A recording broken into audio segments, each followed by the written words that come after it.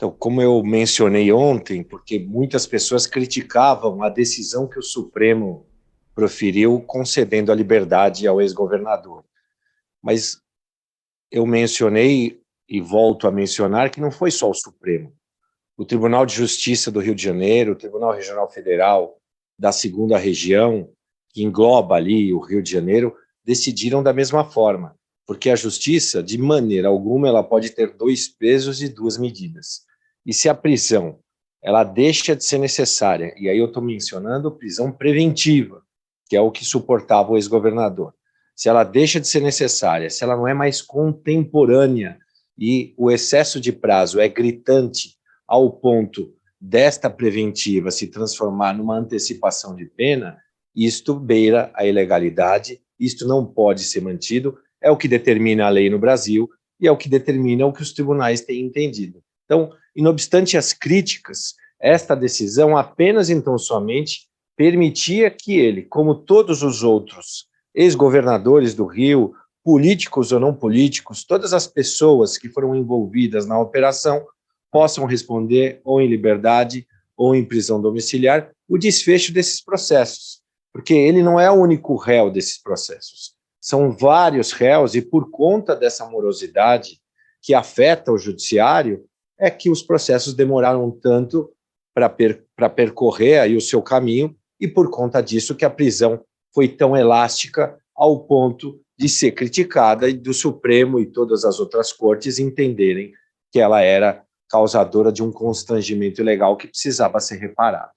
Doutor, eu queria perguntar justamente sobre a mudança do regime. Eu entendo perfeitamente o raciocínio, 6 anos de uma prisão preventiva, completamente fora aí do que se espera. Mas se é assim, se a prisão preventiva caiu, por que agora ele está em prisão domiciliar e não está simplesmente respondendo em liberdade pelos processos?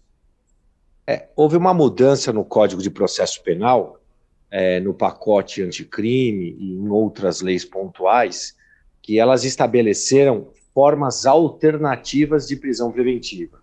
Então, se a prisão preventiva ela é o mais rigoroso que tem na nossa legislação, o que as novas leis trouxeram? Olha, a prisão preventiva pode ser substituída por prisão domiciliar, pelo réu usar tornozeleira eletrônica, o réu não poder exercer função nesse específico segmento e outras medidas. No caso, a decisão do Tribunal Regional Federal da Segunda Região, ela substitui a prisão preventiva por prisão domiciliar, sem restrições. Uma outra decisão colocou restrição de não conversar com qualquer coacusado. E a juíza de Curitiba, que foi esta última decisão proferida pela Suprema Corte, ela impôs outras restrições. Restrições que, no meu modo de ver, inclusive, são abusivas e excessivas. Que ele não pode conversar com amigos, que ele só pode receber a visita de parentes até 3º grau ou advogados, que ele não pode descer no prédio para poder fazer ginástica. Então, ela estabeleceu outras medidas que substituem a prisão preventiva. E, então, por isso que é uma praxe hoje muito corriqueira nos tribunais, se substituir a prisão preventiva por prisão domiciliar, que é um local muito mais adequado para que a pessoa responda ao processo, se não existe mais razões para que ele seja colocado no cárcere. Daniel, boa tarde, Leonardo Sakamoto aqui. Uma pergunta, quantos, que como o senhor mesmo colocou, o ex-governador Sérgio Cabral, ele é réu em uma série de processos, teve condenações ainda não transitadas em julgado em outros. Só para a gente entender, em quantos casos ele tem condenação que ainda está em aberto e trânsito em julgado, e em quantos casos ele está sendo processado? E aí a pergunta em cima disso é, desses casos novos, dessas ações penais, ele pode ter um novo pedido de prisão preventiva por conta desses casos, dessas ações penais que estão em curso, não? Então, ele não tem nenhuma condenação transitada em julgado. Então, todas essas prisões que subsistiam, e quando eu vi o advogado dele, há 11 meses atrás, ele tinha 5 prisões preventivas. 5 prisões preventivas por processos que ainda estavam andando. Tinha processo que ele tinha prisão preventiva, que o processo mesmo a prisão preventiva tendo 5 anos, o processo não tinha nem começado. Então, foi simplesmente assim, ele já está preso por outros processos, vamos deixar esse processo aqui, uma hora a gente olha. Então, isto é um caso injustificável. Por isso que essa prisão foi revogada de pronto pelo tribunal. Esse é um caso da Justiça Estadual que foi revogado de pronto pela Justiça Estadual do Rio de Janeiro. Ele não tendo nenhuma prisão preventiva, não tinha motivação para uma prisão durante tanto tempo. Ele tem outros processos que ainda estão em primeira instância e processos que estão em grau de recurso. E por conta disso, e porque, como eu disse, ele não é o único réu desses processos, e existem trâmites burocráticos de todos os réus apresentarem testemunhas, defesa, recurso, é por conta disso que esses processos têm um andamento moroso. Ele era o único preso desses processos e os outros réus não tinham interesse que o processo andasse, ainda que ele tivesse. Mas existe a possibilidade, a minha pergunta era que existe a possibilidade de algum desses casos que eventualmente está ainda em fase de instrução ou coisa do gênero, ele receber uma nova prisão preventiva e ter que voltar para a cadeia, não? Então, eu respondi essa pergunta ontem e vou repetir para você, Leonardo. Se o Supremo Tribunal Federal, que é a nossa corte máxima, analisa um caso e diz o seguinte, olha, ele tem uma prisão de fatos antigos, de fatos que não são mais contemporâneos, onde se justifica a prisão preventiva por uma gravidade e por uma influência que ele não exerce mais, aonde se existe um excesso de prazo, aonde não há nenhum fato novo que justifique a continuidade desta prisão, esta prisão não pode subsistir. Dentro desse direcionamento da Suprema Corte, que faz coisa julgada sim, e orienta os outros casos, dificilmente ele terá outra prisão preventiva decretada.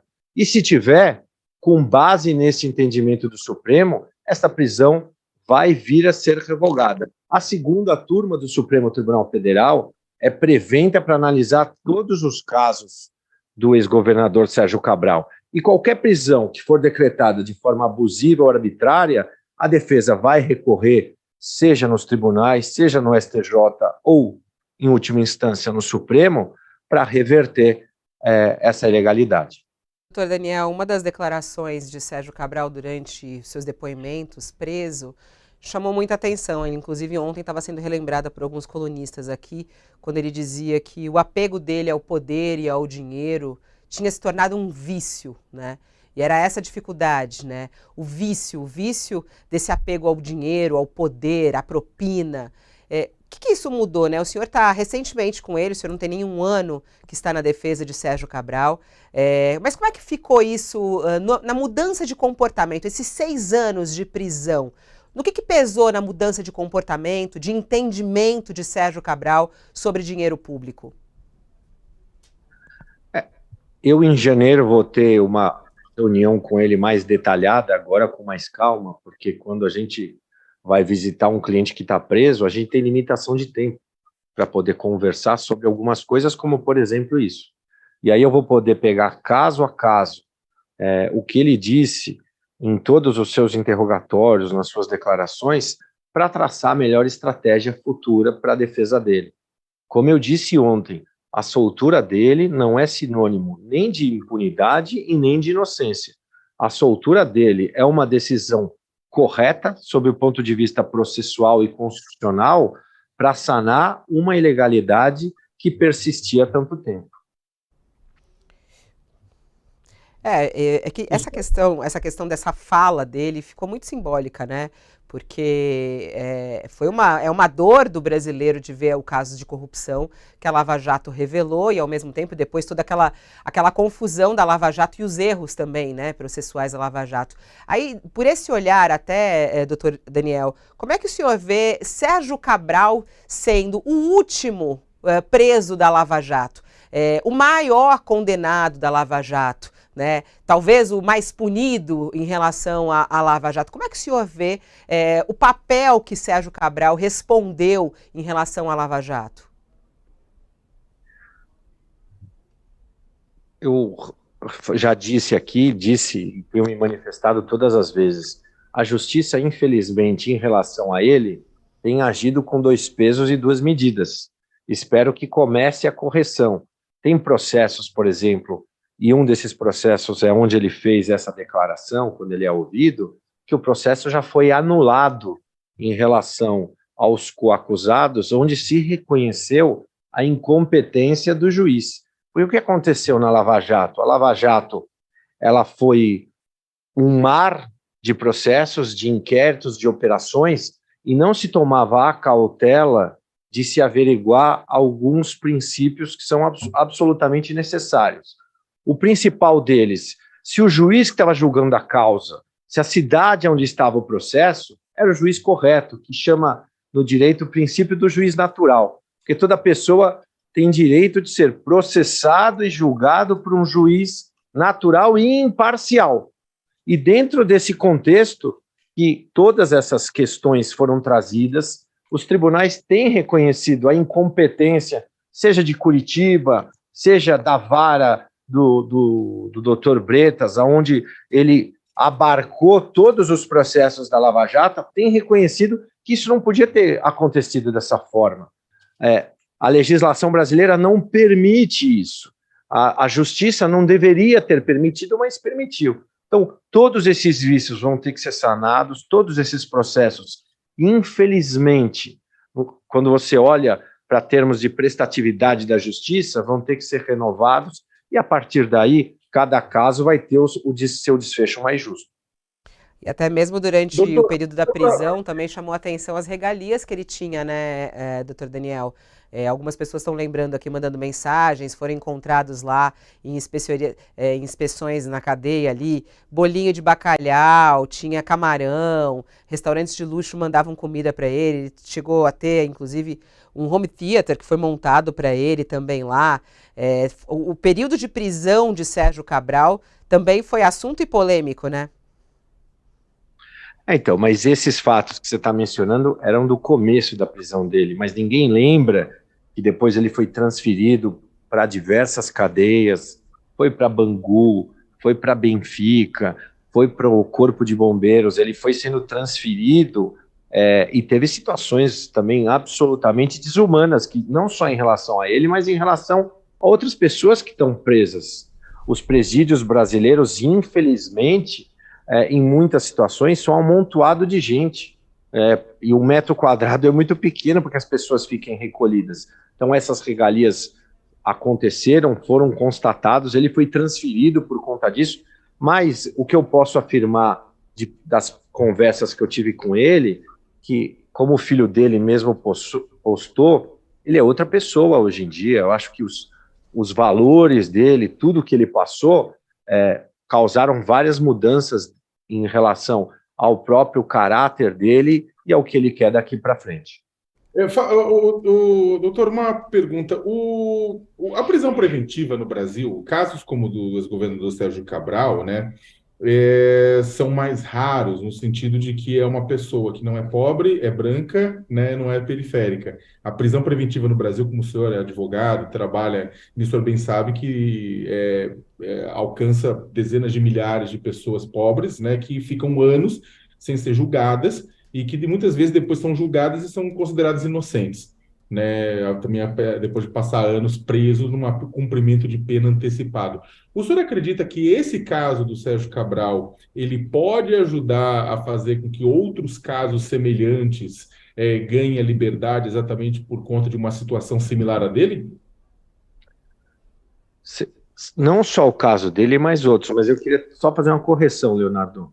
Antigamente, essa tua frase era correta, mas hoje em dia a gente tem aqui no Brasil a Defensoria Pública, seja na esfera estadual e federal, que são pessoas e profissionais admiráveis, que fazem defesas absolutamente técnicas, com grande competência. Então, hoje, atualmente na Justiça, você vê esse tipo de diferença ao ponto de quem tem condição de contratar um advogado e quem não tem. Hoje não existe mais tanto esta diferença. O que eu acho... Mas, doutor, porque a gente tem uma situação, o senhor bem lembrou, concordo plenamente, a qualidade das defensorias é inegável, são profissionais extremamente competentes e dedicados. Só que a diferença é que eles têm milhares de casos para lidar, cada um deles, né? Exatamente porque a estrutura das defensorias é insuficiente dado o tamanho do sistema prisional brasileiro, né? Sem dúvida, e por isso algumas pessoas procuram os advogados particulares para serem feitos. E aí eu vou voltar a repetir o pacote anticrime. O pacote anticrime mudou na lei a conceituação de prisão preventiva. Se você for ver, antes do pacote anticrime, a prisão preventiva era decretada de forma genérica, por causa da gravidade do crime, sem o fato ser contemporâneo, em algumas situações que a jurisprudência vinha dizendo, não pode decretar a prisão preventiva assim. Prisão preventiva precisa ser fundamentada, precisa ser individualizada. E muitos juízes insistiam, como insistem, em dar despachos genéricos, simplórios, singelos. Então, a mudança da lei fez com que o juiz analisasse isso sobre uma outra ótica. Mas, infelizmente, nem todos os juízes se aperfeiçoaram e observam isso ao ponto de atender não só o ditame da lei, mas o que os tribunais têm entendido. Isso aqui, não sou eu que estou falando, se você conversar com promotores ou com advogados militantes, eles sabem disso, porque também os juízes e o Poder Judiciário têm uma carga muito grande de processo. Então, o juiz muitas vezes tem que decidir em poucos minutos ou em uma hora um processo indiscutivelmente volumoso, se ele vai ou não vai decretar a prisão de uma pessoa que poderia ou não poderia responder esse processo de liberdade. Então, a regra que eles criam é gravidade do crime, se o crime é hediondo, se tem violência contra a pessoa. E o mais importante, qual é a necessidade dessa prisão? A pessoa que está sendo investigada, ela está ameaçando testemunha? Ela dificultou a investigação? Ela pode, de fato, praticar reiterações criminosas? Então, essas perguntas que os juízes respondem para decretar ou não decretar. Hoje, a atual posição do Poder Judiciário, ela é muito mais correta neste sentido, onde você vê que, conforme a legislação, a prisão é exceção. A regra é que a pessoa possa responder em liberdade. E por isso que criaram mecanismos. A pessoa pode ficar em prisão domiciliar, pulseira eletrônica, não pode fazer isso, não pode fazer aquilo, não pode trabalhar no que trabalhava, não pode passar a exercer funções no poder público se o crime que ela está sendo acusada ou investigada tem referência ao poder público. Então se criou mecanismos deixando a prisão, de fato, como uma situação excepcional, que tem que ser. Doutor, independentemente da questão técnica, posso fazer uma última? Pode, Fabiola? Já estourou o tempo, mas pode ir. Vai lá, rapidinho, Joel.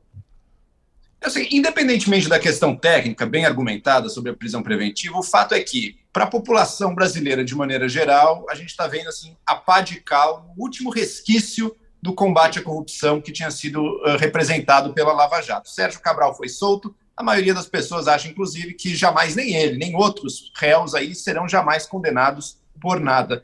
Eu queria perguntar para o senhor, se o senhor se preocupa em estar fazendo parte, ou ser visto como fazendo parte desse processo que está trazendo a impunidade assim, para o crime de colarinho branco brasileiro? Então, eu exerço minha profissão, eu não advogo a favor nem da criminalidade e nem da impunidade, eu exerço minha profissão, eu combato as ilegalidades, as injustiças, e isso, eu abracei a profissão de advogado para fazer isso.